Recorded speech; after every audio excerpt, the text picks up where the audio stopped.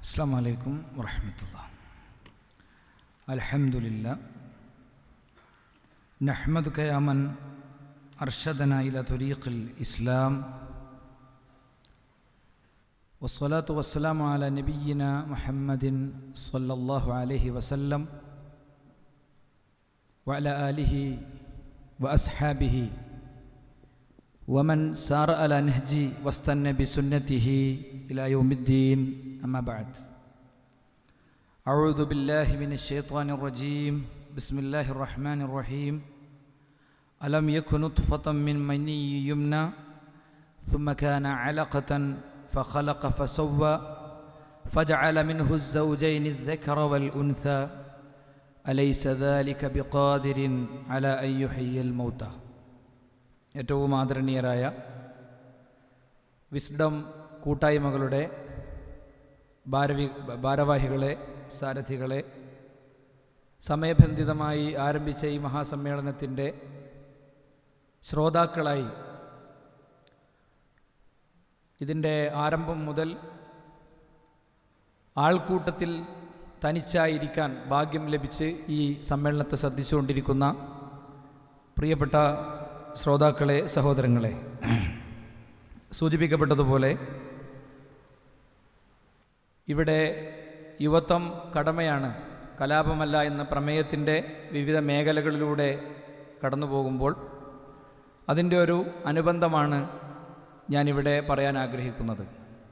ഈ സമ്മേളനത്തെ അതിൻ്റെ കെട്ടിലും മട്ടിലും പങ്കാളിത്തത്തിലും അതിൻ്റെ വൃത്തിയിലും മനോഹാരിതയിലും എല്ലാം പരിപൂർത്തീകരണം നൽകിയ എൻ്റെ സഹപ്രവർത്തകരെ അഭിനന്ദിക്കാനും അള്ളാഹുവെ ഞങ്ങളിൽ നിന്നത് സ്വീകരിക്കണേ എന്ന് പ്രാർത്ഥിക്കാനും ഈ സന്ദർഭം ഉപയോഗിക്കുകയാണ്. ഞാൻ എൻ്റെ വിഷയത്തിൻ്റെ മർമ്മത്തിലേക്ക് വളരെ വേഗത്തിൽ വരുന്നു. സൗദി അറേബ്യയിലെ ഒരു പ്രവിശ്യയിൽ ഒരു വിസിറ്റിൻ്റെ സന്ദർഭത്തിൽ അവിടുത്തെ ജാലിയാത്ത് എന്ന് പറഞ്ഞാൽ അവിടുത്തെ മതപ്രബോധന സംരംഭങ്ങൾ നടക്കുന്ന സ്ഥാപനത്തെയാണ് ജാലിയാത്ത് എന്ന് വിളിക്കുക.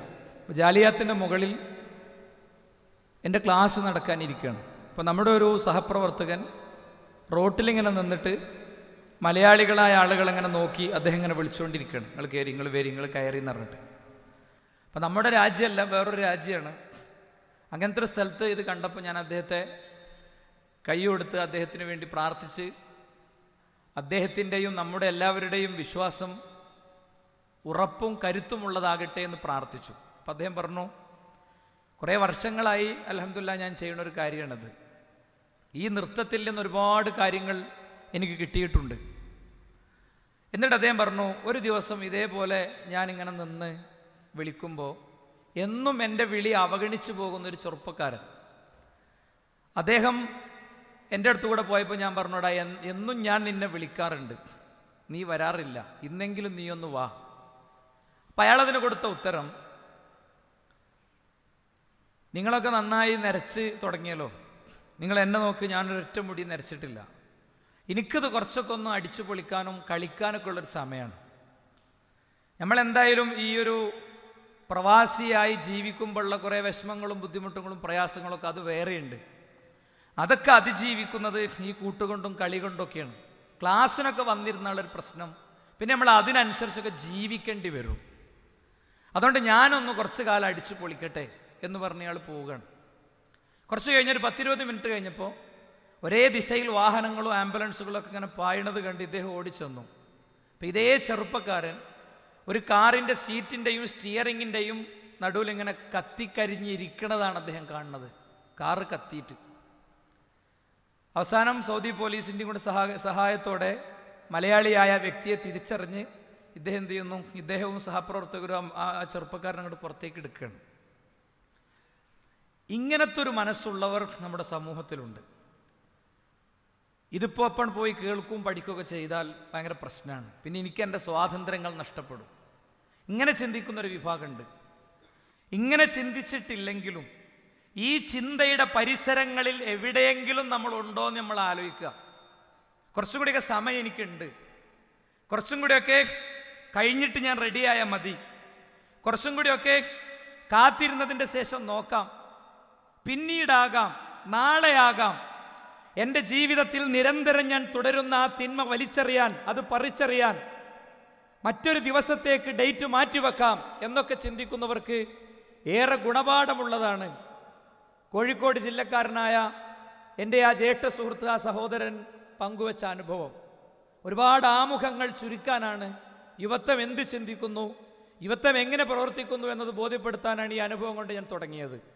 ഇവിടെ എനിക്കും നിങ്ങൾക്കൊക്കെ ഉള്ള പ്രശ്നം എന്താ അറിയോ? ഈ സദസ്സിൽ ഇരിക്കുന്ന ആളുകൾ ഓരോരുത്തരും വ്യത്യസ്ത മാനസികാവസ്ഥയിലാണ്, വ്യത്യസ്ത രീതിയിലാണ്, വ്യത്യസ്ത സ്വഭാവത്തിലാണ്. സുബഹിന് ജമാഅത്തിന് പോണവരുണ്ട്, കാലങ്ങളായി സുബഹി ജമാഅത്ത് കിട്ടാത്തവരുണ്ട്, ലഹറും അസറും എന്നും നഷ്ടപ്പെടുന്നവരുണ്ട്, ഖുർആൻ കഴിഞ്ഞ റമളാനിന് ഓതിയിട്ട് പിന്നെ ഓതാത്തവരുണ്ട്, ശക്തമായി ദഅവാ പ്രവർത്തനങ്ങളിൽ പങ്കെടുക്കുന്നവരുണ്ട്. ദഅവാ പ്രവർത്തനങ്ങളിലേക്ക് വിളിക്കുമ്പോൾ അത് ബാധ്യതയായും അതൊരു ബാണ്ഡമായും അത് ആർക്കൊക്കെയോ വേണ്ടി ചെയ്യുന്ന കാര്യമായും പരിഗണിക്കുന്നവരുണ്ട്. അതിന് വിളിക്കുമ്പോഴൊക്കെ നല്ല ജമണ്ടൻ ഡയലോഗുകൾ അടിച്ച് അപ്പുറത്ത് തന്നെ ഫോൺ വിളിക്കുന്നവരെ ക്രൂരമായി ദ്രോഹിക്കുന്നവരുണ്ട്. അങ്ങനെ പലരുമുണ്ട്. ഞാൻ എണ്ണിയ എണ്ണത്തിൽ പെടാത്തവരുമുണ്ട്. നമുക്കൊക്കെ ഉള്ളൊരു അടിസ്ഥാന പ്രശ്നമുണ്ട്. ആ പ്രശ്നം എന്താണെന്നറിയോ?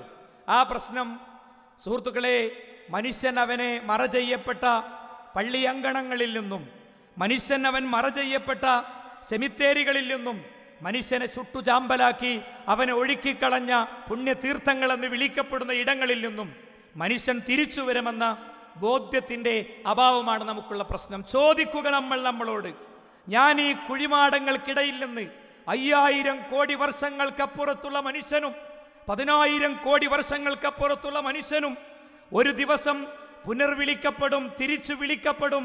എന്നിട്ട് ഒരു വിചാരണയുണ്ട്. എൻ്റെ ജീവിതത്തിലെ മുഴുവൻ കാര്യങ്ങളെയും റെക്കോർഡ് ചെയ്തു വെച്ച് എനിക്ക് ബോധ്യപ്പെടുത്തി തരാൻ വേണ്ടി മുഴുവൻ കാര്യങ്ങളും, ഞാൻ എൻ്റെ സ്വകാര്യതയിൽ ചെയ്തതും, ഞാൻ എൻ്റെ പരസ്യത്തിൽ ചെയ്തതും, ഞാൻ എൻ്റെ രാത്രിയിൽ ചെയ്തതും, ഞാൻ എൻ്റെ പകലിൽ ചെയ്തതും, വാതിൽ തുറന്നപ്പോൾ ചെയ്തതും, വാതിൽ അടച്ചപ്പോൾ ചെയ്തതും, ഞാൻ എൻ്റെ കൈകൾ കൊണ്ട് പ്രവർത്തിച്ചതും, ഞാൻ എൻ്റെ മസ്തിഷ്കങ്ങൾ കൊണ്ട് പ്ലാൻ ചെയ്തതും എല്ലാം പൂർണ്ണമായി എൻ്റെ മുന്നിൽ ഹാജരാക്കപ്പെടുന്നൊരു ദിവസമുണ്ട് എന്ന് ഇപ്പോൾ പകലാണെന്നതുപോലെ ബോധ്യപ്പെട്ട എത്ര പേർ നമുക്കിടയിലുണ്ട്? ഇന്നൊരു ഞായറാഴ്ചയാണ് എന്നത് ബോധ്യപ്പെട്ടതുപോലെ ബോധ്യപ്പെട്ട എത്ര ആൾ നമ്മുടെ മുന്നിലുണ്ട്? അവരോട് ഖുർആൻ ചോദിച്ചിട്ടുണ്ട്, അലം യകുനു തുഫതം മിൻ മനിയ്യുംന ثم كان علقة فخلق فسوى فجعل منه الزوجين الذكر والأنثى أليس ذلك بقادر على أن يحيي الموتى. ഇത് നമ്മൾ ഓതി പോയിട്ടുണ്ടാവും ചിലപ്പോൾ. കോഴിക്കോട് പാലക്കാട് റൂട്ടിൽ ബസ് പോകുന്ന വേഗതയിൽ ഖത്തം തീർക്കാൻ വേണ്ടി ഓതിയിട്ടുണ്ടാവും. ഒരുപക്ഷെ ജീവിതത്തിൽ ഒറ്റവട്ടം ഖത്തം തീർക്കാൻ കഴിയാത്ത ഹതഭാഗ്യവാന്മാരുണ്ട്. കരയുക നമ്മളെക്കുറിച്ചോർത്ത് കരയുക നമ്മൾ. ലോകം ഈ ഖുർആനിനെ വാരിപ്പുണർന്ന് സ്വീകരിച്ചുകൊണ്ടിരിക്കുകയാണ്. ലോകം ഈ ഇസ്ലാമിനെ സ്വീകരിച്ചുകൊണ്ടിരിക്കുകയാണ്, ഈ ഖുർആനിലേക്ക് അടുത്തുകൊണ്ടിരിക്കുകയാണ്. എന്നിട്ടോ മുസ്ലിമായി ജനിച്ച് മദ്രസയിൽ പോയി അലിഫും ബാവും പഠിച്ചിട്ടും ജീവിതത്തിൽ ഒറ്റവട്ടം പോലും സംശയമല്ലാത്ത വിധം ഈ ഖുർആൻ ഒരു തവണ വായിച്ചു തീർക്കാൻ, ഓതി തീർക്കാൻ പോലും പറ്റാത്തവന്റെ ഗതികേടിനെ കുറിച്ച് ആലോചിച്ച് നോക്ക് നിങ്ങൾ. ഖുർആൻ ചോദിക്കുക, അലം യകുനു തുഫതം മിൻ മനിയ്യുംന, ഇറ്റ് വീണ ബീജഗണങ്ങളിൽ ഒരാൾ മാത്രമായിരുന്നില്ല നീ. 200 കോടി ബീജഗണങ്ങളിലെ ഒരർദ്ധഗോളം മാതാവിൻ്റെ അണ്ടവുമായി കൂടിച്ചേർന്നു. ഒരു ബദാം പരിപ്പിന്റെ വലിപ്പത്തിലുള്ള അണ്ടാശയത്തിൽ നിന്നൊഴുകിയെത്തിയ ഒരണ്ടവുമായി കൂടിച്ചേർന്നു. അത് അതിൻ്റെ യാത്രയാരംഭിച്ചു. ഗർഭപാത്രത്തിന്റെ യൂട്രസിന്റെ ഇരുട്ടറകളിലൂടെയുള്ള യാത്രക്കിടയിൽ ഒരുപാട് ഘട്ടങ്ങളെ പൂർത്തീകരിച്ചു. എന്നിട്ടത് പുറത്തേക്ക് വന്നു. അത്യത്ഭുതകരമായ മനുഷ്യൻ, അല്ലെ? അത്യത്ഭുതകരമായ മനുഷ്യൻ. ആ അത്യത്ഭുതകരമായ മനുഷ്യ ശരീരത്തിന്റെ മഹാ അത്ഭുതങ്ങൾ നിങ്ങൾ നോക്കി. ഒരു വറ്റ് വായിലേക്ക് ഇടുകയാണെങ്കിൽ ആ വറ്റിനെ വയറ്റിലേക്ക് എത്തിച്ചിട്ട്, ഒരു ഉരുള ചോറ് വായിലേക്ക് ഇടുകയാണെങ്കിൽ അതിനെ വയറ്റിലേക്ക് എത്തിച്ചിട്ട് അതിനെ കാഷ്ടവും മൂത്രവും ബ്ലഡും അതിന് വേണ്ടതൊക്കെ ചേർത്തെടുക്കാൻ എന്തൊക്കെ പ്രോസസ്സ് ശരീരത്തിൽ നടക്കുന്നുണ്ട് നമ്മളൊന്നും അറിയണില്ലല്ലോ. നമുക്ക് ഉരുട്ടിയിട്ട് കഴിഞ്ഞു. ബാക്കിയൊക്കെ പടച്ചോൻ അൽഹംദുലില്ലാ എന്ന് പറഞ്ഞാൽ തീരാത്തത്ര വിശാലതയിൽ പടച്ചോൻ ഒരുക്കിയിരിക്കുകയാണ്. ഒരു ആനിമേറ്റഡ് വീഡിയോ ഉണ്ട്, ഞാൻ നിങ്ങളെ ആനിമേറ്റഡ് വീഡിയോയിലേക്ക് ക്ഷണിക്കുകയാണ്. സാഗൂതം ബാക്കിയൊക്കെ മറന്നിട്ട്, ഞാൻ എൻ്റെ സംസാരത്തിൻ്റെ ആദ്യ ഭാഗത്ത് പറഞ്ഞ് നിങ്ങൾ കേട്ടിട്ടുണ്ടാകും, ആൾക്കൂട്ടത്തിൽ തനിച്ചിരിക്കാൻ കഴിയണം. എന്നിട്ട് കാണും നിങ്ങൾ, എന്നിട്ട് കേൾക്കും നിങ്ങൾ. അപ്പോൾ ഇവിടെ ചോദിച്ച ചോദ്യത്തിൻ്റെ ഉത്തരം കിട്ടും. എന്താ അറിയോ? ഇങ്ങനെയൊക്കെ നിന്നെ പടച്ച റബ്ബ് അലൈസ ദാലിക ബിഖാദിരിൻ അലാ യുഹ്യിൽ മൗത, ഇങ്ങനെയൊക്കെ നിന്നെ പടച്ച റബ്ബിന് സെമിത്തേരികളിൽ നിന്നും ശ്മശാനങ്ങളിൽ നിന്നും ചുട്ടു ചാമ്പലാക്കി നിന്നെ എറിഞ്ഞ പുണ്യ തീർത്ഥങ്ങളിൽ നിന്നും നിന്നെ തിരിച്ചു വിളിക്കാൻ കഴിയില്ല മനുഷ്യ.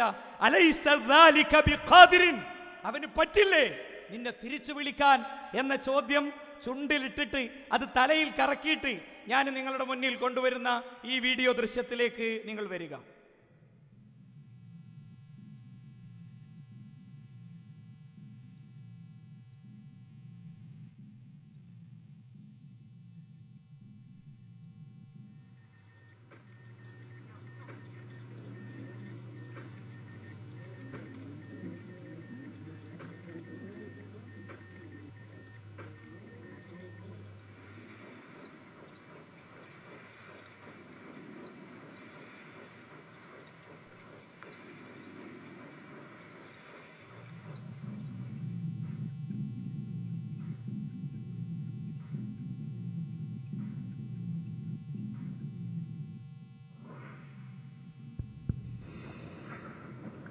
ഭക്ഷണം വായിലേക്ക് എത്തുകയാണ്. ഭക്ഷണം എത്തുന്നതിന് മുമ്പേ വയറ് അതിൻ്റെ പ്രിപ്പറേഷൻ തുടങ്ങുകയാണ്. ശരീരം ഭക്ഷണ വസ്തു മനുഷ്യൻ്റെ ശരീരത്തിലെ വ്യത്യസ്ത അവയവങ്ങളിലൂടെ വ്യത്യസ്ത ഘട്ടങ്ങളിലൂടെ കടന്നു പോവുകയാണ്. വ്യത്യസ്ത ഘട്ടങ്ങളിലൂടെ വ്യത്യസ്ത അവയവങ്ങളിലൂടെ അതിങ്ങനെ കടന്ന് അത് നീങ്ങി പോവുകയാണ്. ഇതൊന്നും നമ്മൾ അറിയണില്ല, ഇതൊന്നും ഒരിക്കലും നമ്മൾ അറിയണില്ല. നമ്മൾ എന്ത് ചെയ്യുന്നു? നമ്മൾ വായിലേക്ക് ഭക്ഷണം ഇടുക എന്നുള്ളൊരു പ്രോസസ്സ് മാത്രമേ ചെയ്യുന്നുള്ളൂ. ബാക്കി മുഴുവൻ ശരീരം ചെയ്യാണ്. ഒരു ഉരുള വറ്റ് വായിലേക്ക് ഇട്ടാൽ അത് ശരീരത്തിൽ ഉണ്ടാക്കുന്ന എത്ര മെഷീൻസ്, എത്ര ഉപകരണങ്ങൾ ഒന്നിച്ച് വർക്ക് ചെയ്യുന്നു എന്നുള്ളത് നിങ്ങളൊന്ന് നോക്ക്. എത്ര ഉപകരണങ്ങളാണ് ഇതിനു വേണ്ടി ഒന്നിച്ചതിൻ്റെ പ്രവർത്തനങ്ങൾ നടത്തുന്നത്. നിരവധി ഉപകരണങ്ങൾ പ്രവർത്തിച്ചിട്ടാണ് അവസാനം അതിൻ്റെ ഓരോ ഭാഗങ്ങളും പടച്ചോൻ വേർതിരിക്കുന്നത്.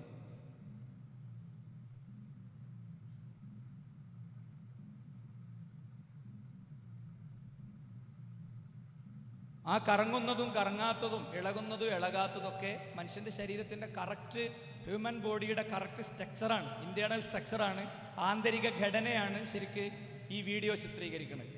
കറക്റ്റ് അത് അതേപോലെ എടുത്തിട്ട് ആനിമേറ്റ് ചെയ്യപ്പെട്ടതാണ്.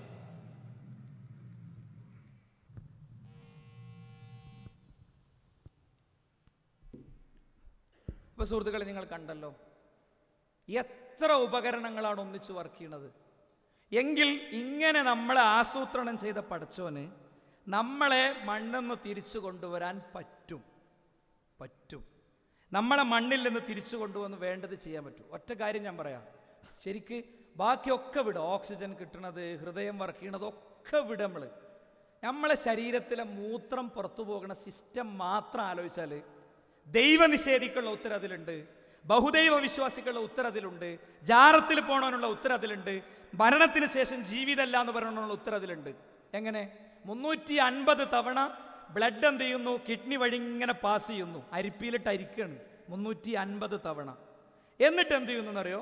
ആ സമയത്ത് മൂത്രം ഇങ്ങനെ ഉറ്റി വീഴും. എങ്ങോട്ട്?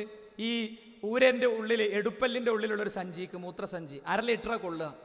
450 മില്ലി ലിറ്റർ ആകുമ്പോൾ തലച്ചോറിന് മെസ്സേജ് വരും. 450 മില്ലി ലിറ്റർ 450 മില്ലി ലിറ്റർ ആകുമ്പോൾ തലച്ചോറിന് മെസ്സേജ് വരും. മൂത്രാശങ്ക എന്ന് നമ്മൾ പറയും. 3 വയസ്സ് മുതൽക്ക് അത് തുടങ്ങണേ. 3 വയസ്സ് വരെ പാമ്പേഴ്സൊക്കെ കെട്ടിക്കൊടുക്കും. പിന്നെ എന്ത് ചെയ്യുന്നു? പാമ്പേഴ്സൊക്കെ ഒഴിവാക്കുന്നു. കാരണം കുട്ടി മൂത്രമൊഴിക്കണ ലോനൊക്കെ ഉഷാറായി എന്നാണ്. അതാ സിസ്റ്റം പഠിച്ചവൻ ആക്ടിവേറ്റ് ചെയ്തതാണ്. ഈ സിസ്റ്റം ഇല്ലെങ്കിൽ ഇവിടെ മൂത്രം പോകൂലേ? ഇതിന് മാത്രം അൽഹംദുലില്ലാ പറഞ്ഞ ഈ യുവത്വം കൊണ്ട് നമുക്ക് എന്തൊക്കെ ചെയ്യാനുണ്ടാകും. അതുകൊണ്ട് സുഹൃത്തുക്കളെ, നമ്മൾ നമ്മുടെ ശരീരത്തെ, അവയവങ്ങൾ, ലോകത്ത് പല രോഗങ്ങളുടെയും വീഡിയോ ഉണ്ട്. കൊച്ചു കുട്ടികൾ, ചെറിയ കുട്ടികൾ, അവരുടെ മാരകമായ രോഗത്തിൻ്റെ ചില ദൃശ്യങ്ങൾ നിങ്ങൾക്കിവിടെ സ്ക്രീനിൽ ലഭ്യമാക്കാൻ കഴിയുന്നതാണ് ഞാൻ വിചാരിക്കണത്. അത് കാണുമ്പോൾ നിങ്ങൾ ആലോചിക്കുക, റസൂൽ സല്ലല്ലാഹു അലൈഹി വസല്ലം തങ്ങൾ പഠിപ്പിച്ചിട്ടുണ്ട്, നീ നിന്റെ ജീവിതത്തെ മരണത്തിന് മുമ്പ്, ഹയാതക ഖബ്ല മൗതിക, നിന്റെ ജീവിതത്തെ നീ മരണത്തിന് മുൻപ് ഉപയോഗപ്പെടുത്തുക. സിഹതക ഖബ്ല സഖമിക, നിന്റെ രോഗത്തിന് മുമ്പ് നിന്റെ ആരോഗ്യത്തെ നീ ഉപയോഗപ്പെടുത്തുക. അതുപോലെ തന്നെ ഗിനാക ഖബ്ല ഫഖരിക, നിന്റെ ദാരിദ്ര്യത്തിന് മുമ്പ് നിന്റെ സമ്പന്നതയെ നീ ഉപയോഗപ്പെടുത്തുക. എത്ര ആൾ ഉപയോഗപ്പെടുത്തുന്നുണ്ട്? 86,400 സെക്കൻഡ് ഒരു ദിവസം സുഹൃത്തെ നിങ്ങൾക്ക് ലഭിക്കുന്നുണ്ട് 86,400 രൂപ ഒരു ദിവസം ഒരാൾ അക്കൗണ്ടിൽ ഇട്ടെന്നു വിചാരിക്കുക. 86,400 രൂപ ഒരു ദിവസം അക്കൗണ്ടിൽ ഇട്ടെന്നു. ആ 86,400 രൂപ ഉപയോഗിക്കുന്നിടത്ത് എന്തൊക്കെ പ്ലാൻ നമുക്കുണ്ടാകും, എന്തൊക്കെ പദ്ധതി ഉണ്ടാകും. എനിക്ക് വീട് വേണം, എൻ്റെ മക്കൾക്ക് കളിപ്പാട്ടം വേണം, എൻ്റെ അയൽക്കാരന് ഇന്നത് വേണം, എൻ്റെ ഉപ്പാക്ക് ഇന്നത് വേണം. എങ്കിൽ ആ നാണയത്തെക്കാളും വലുതാണ് 86,400 സെക്കൻഡ്. ഈ 86,400 സെക്കൻഡിന്റെ കാര്യത്തിൽ എനിക്കെന്തു പ്ലാൻ ഉണ്ട്, നിങ്ങൾക്കെന്തു പ്ലാൻ ഉണ്ട്, നമ്മൾ എന്ത് ചെയ്യുന്നുണ്ട്?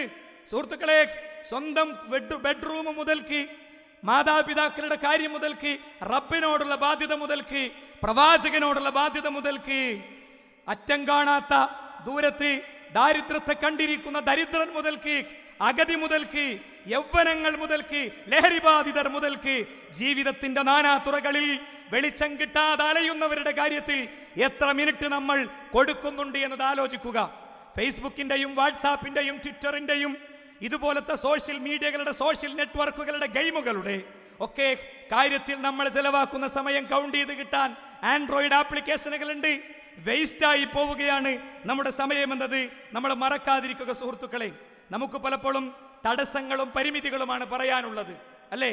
തടസ്സങ്ങളും പരിമിതികളുമാണ്. എനിക്ക് അങ്ങനെയാണ്, എൻ്റെ ജോലി ഇങ്ങനെയാണ്, ഞാനിപ്പോൾ നാട്ടിലെത്തണില്ല, എനിക്ക് സമയം കിട്ടണില്ല, ഇതൊക്കെയാണ് പറയണത്.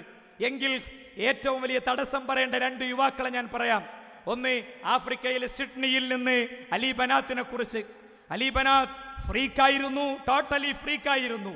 അവൻ 23-24 വയസ്സുവരെ അവന്റെ കാറ്, ഫെരാരി കാറ്, 3 കോടിയിലധികം ഇന്ത്യൻ രൂപ കൊടുത്ത് വാങ്ങേണ്ട ഫെരാരി കാറ്, 1-ലധികമുള്ള വീട്ടിലെ മകൻ, അത് സ്വന്തമായുള്ള ആള്, സൺഗ്ലാസുകളും അതുപോലെ തന്നെ ആവേശങ്ങൾക്കും പിന്നെ ഉജ്ജ്വലതകൾക്കും അതിരുകളില്ലാത്ത ജീവിതത്തിലൂടെ പോകുമ്പോൾ ഒരു ദിവസം അവൻ തിരിച്ചറിഞ്ഞു അവന് ബ്ലഡ് ക്യാൻസർ ആണ്.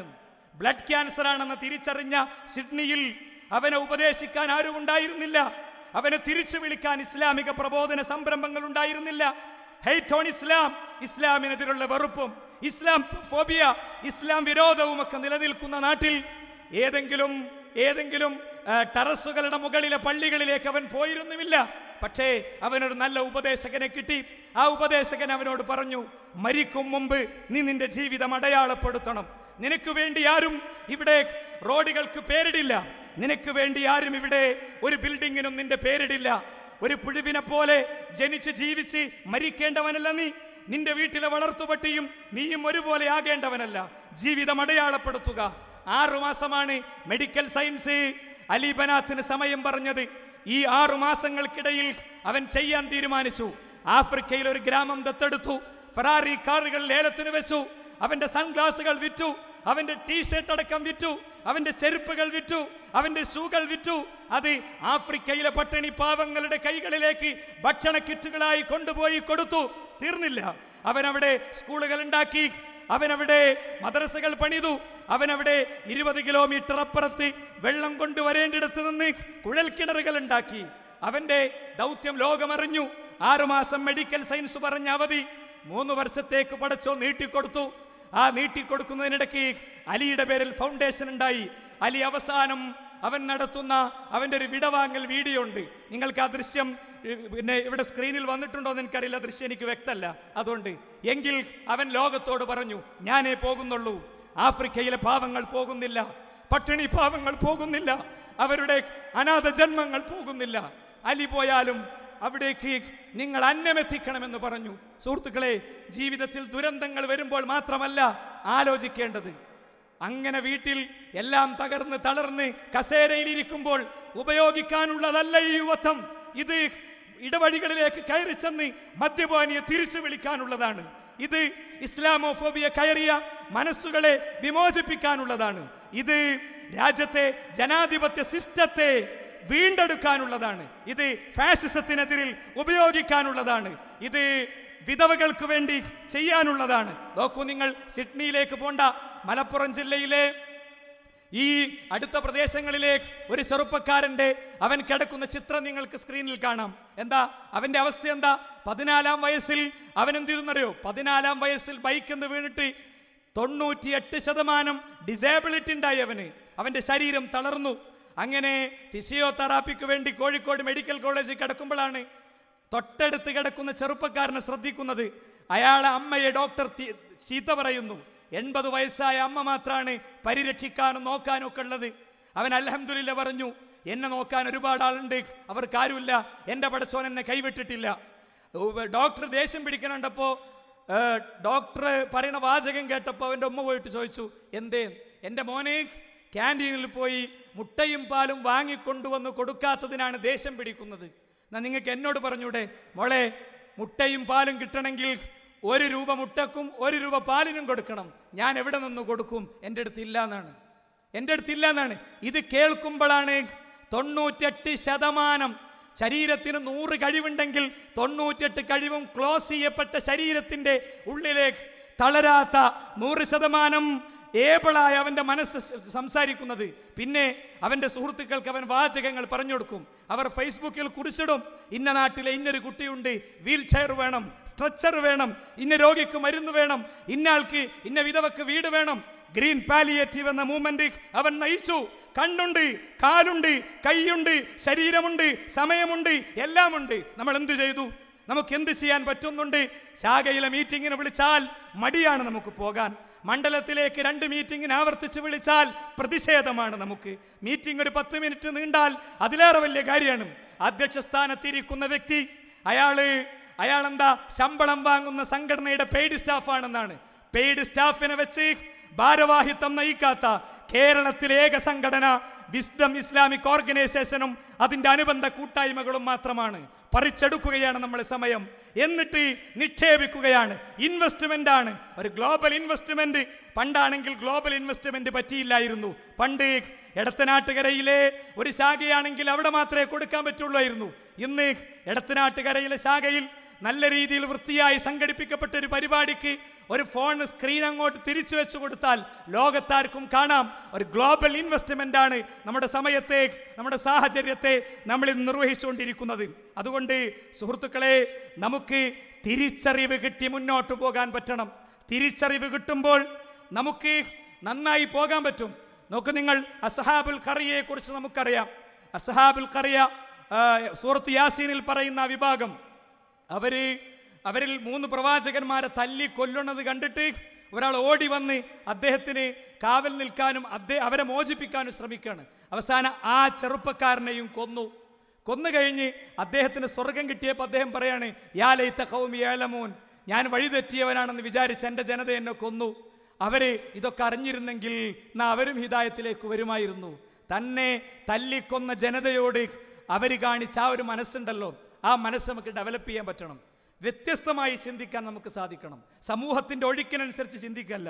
നമുക്ക് നിങ്ങളൊരു വീഡിയോ ദൃശ്യം നിങ്ങൾക്ക് കാണാൻ സാധിക്കും. ആ വീഡിയോ ദൃശ്യത്തിൽ കുറേ ആളുകൾ ഒരു ചളിക്കുണ്ട് പാസ് ചെയ്യുന്നത് നിങ്ങൾക്ക് കാണാം. ഒരു ചളിക്കുണ്ട് പാസ് ചെയ്യാണ് കുറേ ആളുകൾ. ഇതിൽ നമ്മളെ വ്യക്തിത്വം എന്താണ് എന്നത് നമ്മൾ നന്നായി ചിന്തിക്കണം. നമ്മൾ എങ്ങനെ മുന്നോട്ട് പോകുന്നു, നമ്മൾ എങ്ങനെ മുന്നേറുന്നു എന്നുള്ളത് ചിന്തിക്കണം. അവസാനം ആ ചളിക്കുണ്ടിൻ്റെ അരികിലേക്ക് ഒരു ചെറിയ കുട്ടി വരുന്നുണ്ട്. കുറേ കുട്ടികൾ പോയി, കുറേ മുതിർന്നവർ പോയി, കുറേ ആളുകൾ ആ ചളിയിലിറങ്ങി, കുറേ ആളുകൾ അല്ലാത്ത രീതിയിൽ ക്രോസ് ചെയ്ത് പോയി. ഏറ്റവും ലാസ്റ്റിൽ ഒരു ചെറിയ കുട്ടി വരുന്നു. ആ കുട്ടിയെ നിങ്ങൾ ശാന്തമായി ശ്രദ്ധിക്കുക. ഈ ചെറുപ്പക്കാരനൊക്കെ ശേഷം ഒരു ചെറിയ കുട്ടി അയാൾ അതിലൂടെ കടന്നുപോയി. അപ്പോഴാണ് ആ കുട്ടി എത്തുന്നത്. ഇനി നിങ്ങൾ ശ്രദ്ധാപൂർവം അതൊന്ന് കണ്ടു നോക്കുക.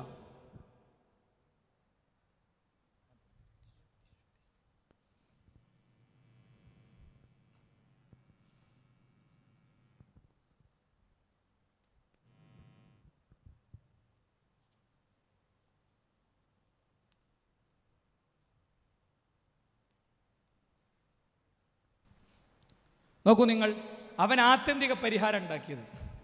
ഈ ചളിക്കുണ്ടിൽ നിന്ന് കടക്കാൻ ഓരോരുത്തരും, ചില ആളുകൾ അവനാൻ്റെ കാര്യം നോക്കി, വേറെ ചില ആളുകളോ ആ മോൻ്റെ കാര്യം നോക്കിയില്ല, ചളി കൂടെ നടന്നുപോയി. പക്ഷെ ആ കുട്ടി അവിടെ വന്നപ്പോൾ അവൻ എന്ത് ചെയ്തു? അവൻ അപ്പുറത്തുള്ള ഇഷ്ടിക എടുത്തിട്ടിട്ട് ഇഷ്ടിക പൊറുക്കിയിട്ട് വെച്ചിട്ട് അവൻ എന്ത് ചെയ്തു? എന്നേക്കും പരിഹാരം ഉണ്ടാക്കി. എന്നിട്ട് എല്ലാം കഴിഞ്ഞിട്ട് തിരിഞ്ഞൊരു നോട്ടമുണ്ട് അല്ലേ? എല്ലാം കഴിഞ്ഞിട്ട് അവനെ തിരിഞ്ഞൊരു നോട്ടം നോക്കുന്നുണ്ട്. എന്താ നോട്ടം? ഒരു ദൗത്യം നിർവഹിച്ചതിലെ സംതൃപ്തിയാണ് നമുക്ക് അവനിൽ കാണാൻ പറ്റുന്നത്. നമ്മുടെ ശാഖയിൽ നമുക്ക് ഇങ്ങനെ ചിന്തിക്കാൻ പറ്റണം. ആരുമില്ല ഞാനില്ല അതുകൊണ്ട് എന്നല്ല, ആരുമില്ല അതുകൊണ്ട് ഞാനുണ്ട്. എല്ലാവരെയും ഉയർത്തെഴുന്നേൽപ്പിക്കണം.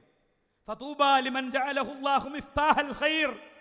നന്മയുടെ താക്കോലാകാൻ ഭാഗ്യം കിട്ടിയവൻ എത്ര അവൻ എൻ്റെ മംഗളങ്ങളുണ്ട് എന്നാണ്. ഓരോന്നിലും നന്മൻ്റെ താക്കോല് നമ്മളാകുക. എടാ വാടാന്ന് പറഞ്ഞ് വീട്ടിൽ പോയി വിളിക്കുക, നാട്ടിൽ പോയി വിളിക്കുക, ഓരോ സ്ഥലത്തും കയറി ചെല്ലുക. എന്നിട്ട് അവനോട് കണ്ണീരോട് കൂടെ കാര്യം പറഞ്ഞവനെ വിളിച്ചു കൊണ്ടുവരിക, അവന് വഴി കാണിക്കുക, വെളിച്ചം കാണിക്കുക. എങ്കിൽ സുഹൃത്തുക്കളെ, നമ്മുടെ ഈ മുന്നേറ്റത്തിന് മുന്നിൽ വേറെ ഒന്നും തടസ്സമാവുകയില്ല എന്ന് ഞാൻ നിങ്ങളെ ഈ സന്ദർഭത്തിൽ ഓർമ്മപ്പെടുത്തുകയാണ്. അതുകൊണ്ട് നമ്മൾ ചെയ്യുന്ന കാര്യം എങ്ങനെ ചെയ്യണം എന്നറിയോ? ഇന്നല്ലാഹ യുഹിബ്ബു ഇദാ അമില അഹദുക്കും അമലൻ അൻ യുത്ഖിനഹു. നിങ്ങൾ ചെയ്യണത് നിങ്ങൾ ഏറ്റവും സൂക്ഷ്മമായി വൃത്തിയിൽ ചെയ്യണം, അല്ലേ? ഇപ്പം നോക്ക്, നിങ്ങൾ ഈ സ്റ്റേജിൽ ഇതിൻ്റെ 2 സൈഡിലൊരു ബാനറൊക്കെ നിങ്ങൾക്ക് കാണാം, തുണിയൊക്കെ കെട്ടിയിട്ടുണ്ട്. ആ തുണിയൊന്നും അവിടെ അല്ലെങ്കിൽ എൻ്റെ അവസ്ഥ ആലോചിച്ച് കാണി, ഒരു വൃത്തി ഉണ്ടാവില്ല, അല്ലേ? ഒരു വൃത്തി ഉണ്ടാവില്ല. ഈ സദസ്സൊക്കെ നോക്ക്, നിങ്ങൾ എത്ര വൃത്തിയിൽ അറേഞ്ച് ചെയ്തിരിക്കണേ. ഇവിടെ ഈ വീഡിയോ കാര്യങ്ങളൊക്കെ കറക്റ്റ് ടൈമിന് പോരുന്നു. എന്താ? അതുമ്പോൾ നല്ല ഹോംവർക്ക് നടന്നിട്ടുണ്ട്, കറക്റ്റ് ഒരു ഹോംവർക്ക് നടന്നിട്ടുണ്ട്. ഇങ്ങനെ ഓരോന്നിലും സൂക്ഷ്മത വേണം. നമ്മളെ ശാഖയിലൊരു പരിപാടി നടക്കുകയാണ്. ഇപ്പോൾ നമ്മൾ നോക്കുക, ഇവിടെ ഇപ്പോൾ അത് വെച്ചിട്ടുണ്ട്. ഇവിടെ വേണമെങ്കിൽ ഇപ്പോൾ ഈ മൈക്ക സ്പോൺസർ ചെയ്യുന്ന ആൾക്കാർ തന്നെ വെക്കായിരുന്നല്ലോ, അല്ലേ? പക്ഷെ ഈ പീസ് റേഡിയോ എന്നുള്ളത് കാണുന്നവർ മുഴുവൻ കണ്ടുകൊണ്ടിരിക്കുകയാണ്. ഒറ്റ ആളെ ശ്രദ്ധയിൽ വന്നാൽ മതി, ഈ സാധനം അവിടെ വെച്ചു. ഇങ്ങനെ നമ്മൾ ചെയ്യണത് നമ്മൾ വൃത്തിയിൽ ചെയ്യുക. കാരണം എന്താ അറിയോ? അള്ളാഹു നോക്കുന്നത് ലിയബ്ലുവക്കും അയ്യുക്കും അഹ്സനു അമല, നിങ്ങളിൽ ഏറ്റവും നന്നായി ആരാണ് ചെയ്യണത് എന്നാണ് നോക്കുന്നത്. മാത്രമല്ല പ്രവാചകൻ പറഞ്ഞു, ഇദ കഫന അഹദുക്കും അഖാഹു ഫൽയുഹ്സിൻ കഫനഹു. നിങ്ങൾ ആരെങ്കിലും നിങ്ങളെ സുഹൃത്തിനെ കഫൻ ചെയ്യുകയാണെങ്കിൽ നല്ല നിലക്ക് കഫൻ ചെയ്യണം. ഏതായാലും ഇപ്പോൾ അത് മയ്യത്ത് കബറിലിറക്കാനുള്ളതാണ്, ആണ്ട് ചുറ്റി കെട്ടിയിട്ടാണ് ചെയ്യാന്നല്ല. ഖബർ നേരെ കുഴിക്കാൻ പറഞ്ഞു പ്രവാചകൻ, ഖബർ മാറ്റി കുഴിക്കാൻ പറഞ്ഞു. ചെയ്യണത് വൃത്തി ചെയ്യണം. ഇത് നിങ്ങൾ ശാഖയിൽ പോയിട്ട് എല്ലാവരും ഒന്ന് പരസ്പരം കൈയെടുത്തിട്ട് പറയണം, നമ്മൾ ചെയ്യണത് ഇനി മുതൽ വൃത്തിയിൽ ചെയ്യും. നിങ്ങൾ പറഞ്ഞു നോക്കി, നിങ്ങളൊന്ന് പറഞ്ഞു നോക്കി. എന്താ അറിയോ? ഇസ്ലാമിൻ്റെ ശത്രു, നിങ്ങൾ കേട്ടോളൂ ഞാൻ പറയണത്, ഇസ്ലാമിൻ്റെ ശത്രു ഇസ്ലാമിനെതിരിൽ ചെയ്യുന്ന എല്ലാ വർക്കുകളും ഏറ്റവും വൃത്തിയിൽ, ഏറ്റവും ടോപ്പ് ക്ലാരിറ്റി വീഡിയോ. നമ്മൾ മുജാഹിദ് ബാലുശ്ശേരിന് ഒരു പരിപാടിക്ക് കിട്ടിയാൽ ഒരു ഉണങ്ങിയ ക്യാമറ വെച്ചിട്ട് അതിന് നമ്മൾ കൊടുക്കുക. ശത്രുവിൻ്റെ ഏറ്റവും HD ക്വാളിറ്റി വീഡിയോ കണ്ട് ഇസ്ലാമിനെ മനസ്സിലാക്കിയ ഒരാൾക്ക് ഒരിക്കലും കണ്ണിനും മനസ്സിനും ഹൃദ്യത കൊടുക്കാൻ നമുക്ക് പറ്റുന്നുണ്ടോ? നോക്ക്, നിങ്ങൾ ഇങ്ങനെയൊക്കെ പോയിട്ടും ഇസ്ലാമിൻ്റെ വളർച്ചാ നിരക്ക് നോക്ക്. നിങ്ങൾ UK 2001 1.5 മില്യൺ ആയിരുന്നു, 1.5 ആയിരുന്നു മുസ്ലിങ്ങളുടെ പോപ്പുലേഷൻ എങ്കിൽ 2011 ആയപ്പോഴേക്ക് 2.7 അത് എത്തി. എങ്ങനെ എത്തിയത്? അവിടെ മാധ്യമങ്ങൾ ആ കാലയളവിൽ 100 വാർത്തകൾ വിട്ടതിൽ 91 വാർത്തകളും ആൻറ്റി ഇസ്ലാം ആയിരുന്നു, ഇസ്ലാം വിരുദ്ധമായിരുന്നു. ആൻറ്റി ഇസ്ലാം ക്യാമ്പയിനിനിടയിൽ ആളുകൾ ഈ യാഥാർത്ഥ്യങ്ങളെ കണ്ടെത്തുന്നു. ഡച്ച് പാർലമെന്റിലെ പാർലമെന്റേറിയൻ, ഐറിഷ് റിപ്പബ്ലിക് മുതൽ യൂറോപ്യൻ മുഴുവൻ രാജ്യങ്ങളിലും ഇസ്ലാമാണ് ലോകത്തിൻ്റെ അശാന്തിയും മാനസിക രോഗവും എന്ന് പ്രചരിപ്പിച്ചുകൊണ്ടിരുന്നൊരു വ്യക്തി ഇസ്ലാമിനെതിരെ പുസ്തകം എഴുതാനിരുന്നതാ. പുസ്തകത്തിലെ ഏറ്റവും അവസാനം എഴുതിയ പോയിന്റിന് മുസ്ലിങ്ങളിട്ട മറുപടി എന്താ നോക്കിയിട്ട് അതിന് മറുപടി ഉണ്ടാക്കാനുള്ള ശ്രമത്തിനിടയിൽ വായിച്ചു പോയി ഇസ്ലാമിനെ. എപ്പോഴോ മുൻധാരണയുടെ ആ കൊട്ടിയടക്കപ്പെട്ട വാതിലിൽ ഒരു സൂചിമുന വീണു. വെളിച്ചം പ്രവഹിച്ചെത്തി, വെളിച്ചം കുതിച്ചെത്തി. തന്റെ ടൈം ലൈനിൽ കയറിയിട്ട് എഴുതി, അശ്ഹദു അല്ലാ ഇലാഹ ഇല്ലല്ലാഹ് വ അശ്ഹദു അന്ന മുഹമ്മദ് റസൂലുള്ളാഹ്. അള്ളാഹുവിനെ സാക്ഷ്യപ്പെടുത്തി. ഫിത്ന എന്ന് പറയുന്ന ഫിലിമിന്റെ ഡയറക്ടർ, ഫിലിം ഇറങ്ങി മണിക്കൂറുകൾക്കുള്ളിൽ ലോകത്തെ ഇസ്ലാമിക പ്രബോധകർ അദ്ദേഹത്തെ ബന്ധപ്പെട്ടു. അദ്ദേഹവും മകനും ഇസ്ലാം സ്വീകരിച്ചു, അല്ലേ? അദ്ദേഹവും മകനും ഇസ്ലാം സ്വീകരിച്ചു. ഈ ഡച്ച് പാർലമെന്റിലെ MP-യോട് ചോദിച്ചു, നിങ്ങളുടെ പഴയകാല ജീവിതത്തെക്കുറിച്ച് അഭിപ്രായം എന്താണ്? അദ്ദേഹം ഒറ്റ കാര്യം പറഞ്ഞുള്ളൂ, ഇറ്റ് വാസ് സിംപ്ലി റോങ്. അതെനിക്ക് ജീവിതത്തിൽ പറ്റിയൊരു ചെറിയ തെറ്റായിരുന്നു. നിങ്ങളെ പുസ്തകം എവിടെയെന്ന് ചോദിച്ചു. അദ്ദേഹം പറഞ്ഞു, ഞാൻ എൻ്റെ വേസ്റ്റ് ബോക്സിൽ ഇട്ടിട്ടുണ്ട്, ഭാര്യ എടുത്ത് പുറത്തിട്ടിട്ടില്ലെങ്കിൽ അവിടെ തന്നെ കിടക്കനുണ്ടാകും. ഇത് എണ്ണപ്പണം കൊണ്ടോ സായുധ ശക്തി കൊണ്ടോ കിട്ടിയതല്ല, മറിച്ച് ഇസ്ലാമിന് അങ്ങനെ ജനഹൃദയങ്ങളെ വശീകരിക്കാനുള്ളൊരു ശക്തിയുണ്ട്. പക്ഷെ നമ്മൾ എത്ര പേരോട് പറഞ്ഞു? നിങ്ങൾക്ക് തോന്നുന്നുണ്ടോ ഇവിടുത്തെ സംഘ് പരിവാർ ചേരിയിൽ ഓരോരുത്തരും ഇസ്ലാമിനെ അറിഞ്ഞിട്ടാണ് ഇതൊക്കെ ചെയ്യുന്നത് എന്ന്? ബാബരി മസ്ജിദിന്റെ താഴികക്കുടങ്ങൾ തല്ലി തകർക്കപ്പെട്ട ഇന്ത്യയിലെ സായാന്തന കാറ്റുകൾക്ക് പോലും ഫാഷിസത്തിന്റെ ചൂടും ചൂരുമുണ്ടായിരുന്ന ചില ദിനങ്ങൾ ഇന്ത്യയിൽ ഉണ്ടായിരുന്നു. ആ കാലഘട്ടങ്ങളിൽ തിമിർത്താടിയ ചില മനുഷ്യർ പിന്നീട് ഇസ്ലാം സ്വീകരിച്ചു. എന്താ കാരണം? ഇസ്ലാം ഇത്ര പരിശുദ്ധമാണ് എന്ന് ഞങ്ങൾക്കറിയില്ലായിരുന്നു എന്നാ അവർ പറഞ്ഞ കാരണം. അല്ലേ? ഇത് സമൂഹത്തിലേക്ക് എത്തിക്കുക എന്നത് നമ്മുടെ ഫർള് ഐനാണ്, പലരുടെയും ഫർള് ഐനാണ്. ചിലർക്ക് ഇത് ഫർള് കിഫയാണ്, ചിലർക്ക് ചില കാര്യങ്ങൾ ചെയ്യൽ ഫർള് ഐനാണ്, ചിലർക്ക് ചില കാര്യങ്ങൾ ചെയ്യൽ ഫർള് കിഫയാണ്. അതുകൊണ്ട് ഇവിടെ മൊത്തം കഴിവുകളെ ക്രോഡീകരിച്ചു കൊണ്ടുള്ള ഒരു മുന്നോട്ട് പോക്കാണ് നമ്മൾ ഉദ്ദേശിക്കുന്നത്. വിസ്ഡം യൂത്ത് ഓർഗനൈസേഷൻ മേൽനോട്ടം കൊടുത്ത് മുജാഹിദ് പ്രസ്ഥാനത്തിന്റെ വിസ്ഡം കൂട്ടായ്മകൾ എല്ലാം ഒന്നിച്ചു നിന്ന് ഇപ്പോൾ നമ്മൾ ഉണ്ടാക്കിയ നമ്മുടെ ഒരു കാഴ്ചപ്പാടാണ് വിസ്ഡം മീഡിയ സ്കൂൾ എന്നത്. എന്താ വിസ്ഡം മീഡിയ സ്കൂൾ? ഇവിടെ ഡോക്യുമെന്ററികൾ കണ്ടു നിങ്ങൾ. ഡോക്യുമെന്ററി ഉണ്ടാക്കാൻ നമുക്ക് സ്റ്റെപ്പ് ഇടാം. ഡോക്യുമെന്ററി ഉണ്ടാക്കണം, എന്തൊക്കെ പോയിന്റ് ഉൾപ്പെടുത്തണം, പോയിന്റ് പറയലായിരിക്കും കുറച്ച് ആളുകളുടെ പണി. അത് ഡ്രാഫ്റ്റ് ചെയ്ത് വരിയാക്കലായിരിക്കും വേറൊരാളുടെ പണി. ആ വരികളിലേക്ക് വേണ്ട വീഡിയോ ദൃശ്യങ്ങൾ കുറിപ്പെഴുതി കൊടുക്കും, അല്ലേ? അത് യൂട്യൂബിൽ കയറി സെർച്ച് ചെയ്ത് HD ക്വാളിറ്റി വീഡിയോകൾ കണ്ടെത്തലായിരിക്കും ഒരാളുടെ പണി. അടുത്താള് അത് മിക്സ് ചെയ്യലായിരിക്കും, അടുത്താള് അതിൻ്റെ ഓഡിയോ ക്രമീകരിക്കലായിരിക്കും, മറ്റൊരാള് ഓഡിയോ വായിക്കലായിരിക്കും. നിങ്ങളെ ശബ്ദം വേണം, നിങ്ങളെ കയ്യക്ഷരം വേണം, നിങ്ങളുടെ എല്ലാ തരത്തിലുള്ള കഴിവുകളും വേണം. ആ കഴിവുകളെ മുഴുവൻ ക്രോഡീകരിച്ചു പോയാൽ 22,000 മീഡിയകൾ ഇസ്ലാമിനെതിരെ ലോകത്ത് ചെയ്തുകൊണ്ടിരിക്കുന്ന ഇസ്ലാമോഫോബിയയും ഇസ്ലാമിനെതിരെയുള്ള വെറുപ്പും ഇത് നമുക്ക് പോസിറ്റീവായി ഇസ്ലാമിന് അനുകൂലമായി ഉപയോഗിക്കാം. ന്യൂസിലാൻഡിൽ നിന്ന് ഇസ്ലാം സ്വീകരണത്തിന്റെ വാർത്തകൾ വന്നുകൊണ്ടിരിക്കുകയാണ്. ഇപ്പോ ഒരു ഉമ്മയും ഒരു മോളും ഇസ്ലാം സ്വീകരിച്ച വിവരം ഇന്നലെ ന്യൂസിലാൻഡിലെ മുസ്ലിം സമൂഹത്തിലെ സുഹൃത്തുക്കൾ തന്നെ ട്വീറ്റ് ചെയ്തത് എൻ്റെ ശ്രദ്ധയിൽപ്പെട്ടു. അതുകൊണ്ട് നമ്മളിങ്ങനെ ഒരു മൂലയിൽ എന്തൊക്കെയോ സംഭവിച്ചുകൊണ്ടിരിക്കുന്നു എന്ന മാനസികാവസ്ഥയിൽ ജീവിക്കേണ്ടവരല്ല.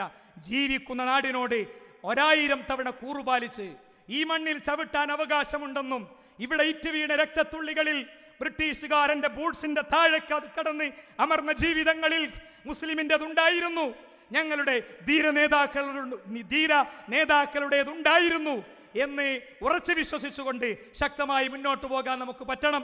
മൗലാന ആസാദ് ആരായിരുന്നു അദ്ദേഹം? ഇന്ന് രാഹുൽ ഗാന്ധി ഇരിക്കുന്ന സീറ്റിൽ ഇന്ത്യയുടെ ചരിത്രത്തിൽ ഇരുന്ന ഏറ്റവും ചെറിയ പ്രായക്കാരൻ.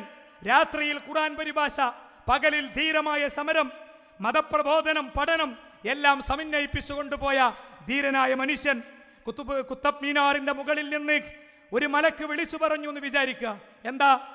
ഇന്ത്യയിലെ മുസ്ലിങ്ങളെ, ഹിന്ദുക്കളുമായി നിങ്ങൾ കലാപത്തിൽ ഏർപ്പെടുക, എന്നാൽ ഹിന്ദുക്കളുമായി കലാപത്തിൽ ഏർപ്പെടുക വഴി നിങ്ങൾക്ക് ഞാൻ ഈ രാജ്യത്തിന്റെ അധികാരം തിരിച്ചു വാങ്ങിത്തരാം എന്ന് ഒരു മലക്ക് വിളിച്ചു പറഞ്ഞാൽ അദ്ദേഹം പറയാണ്, ഇന്ത്യയിലെ ശതകോടി ഗ്രാമങ്ങളിൽ നിന്ന് ഇന്ത്യൻ മുസൽമാൻ ഉറക്കെ വിളിച്ചു പറയും, ഞങ്ങൾക്ക് വേണ്ട അന്യമത സഹോദരങ്ങളെ ഒരു കാരണവുമില്ലാതെ കൊല നടത്തിയിട്ട് ഒരു ഇന്ത്യൻ സ്വാതന്ത്ര്യം, ഒരു ഇന്ത്യൻ ഭരണാധികാരം ഞങ്ങൾക്ക് വേണ്ടെന്ന് പ്രഖ്യാപിച്ചത് ഖുർആനും ഹദീസും കൃത്യമായി പഠിച്ചത് കൊണ്ട് തന്നെയാണ്.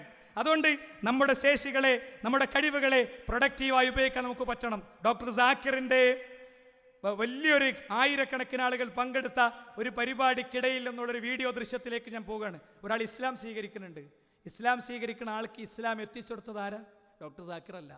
കേട്ടോളൂ നിങ്ങൾ. ആ കുട്ടിയുടെ വയസ്സടക്കമുള്ള കാര്യങ്ങൾ ജസ്റ്റ് ഒരു മിനിറ്റ് നീണ്ടു നിൽക്കുന്ന വീഡിയോ ദൃശ്യത്തിലേക്ക് വരൂ.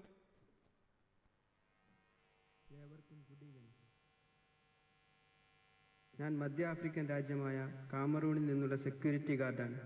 ഞാൻ ഇവിടുന്ന് ബാത്റൂമിലും പ്രാർത്ഥനാ ഹാളിലും പോയി.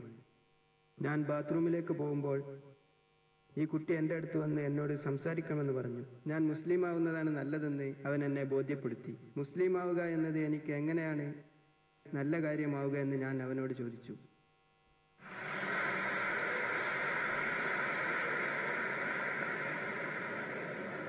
ഞാൻ ഇന്ന് പ്രഭാഷണം കേട്ടതിൽ നിന്ന് ഇസ്ലാമാണ് ഏറ്റവും നല്ല മതമെന്ന് എനിക്ക് മനസ്സിലായി.